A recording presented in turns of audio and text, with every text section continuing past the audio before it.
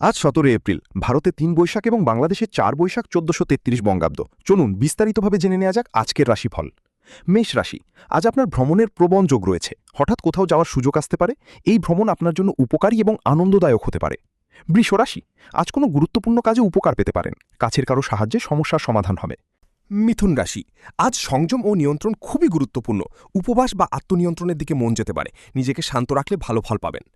কর্কট রাশি, ধর্মকর্ম বা আধ্যাত্মিকতার দিকে আপনার আগ্রহ বাড়বে। প্রার্থনা বা ধ্যান আপনাকে মানসিক শান্তি এনে দেবে।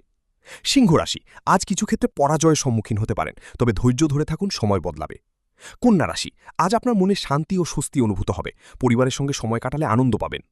তুলা রাশি, ভুল সিদ্ধান্ত বা অসাবধানতার কারণে সমস্যায় পড়তে পারেন, তাই সতর্ক থাকুন।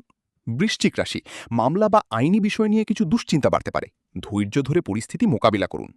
ধনু রাশি, আজ পরীক্ষা বা গুরুত্বপূর্ণ কাজে মনোযোগ দিন। চেষ্টা করলে সফলতার সম্ভাবনা রয়েছে। মকর রাশি, মৎস্য চাষ বা ব্যবসায়িক কাজে লাভের সম্ভাবনা রয়েছে। নতুন উদ্যোগ নিতে পারেন।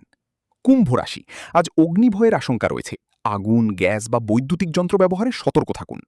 মীন রাশি, আজ সঞ্চয়ের দিকে মনোযোগ দিন। ভবিষ্যতের জন্য সঠিক সিদ্ধান্ত নিতে পারবেন।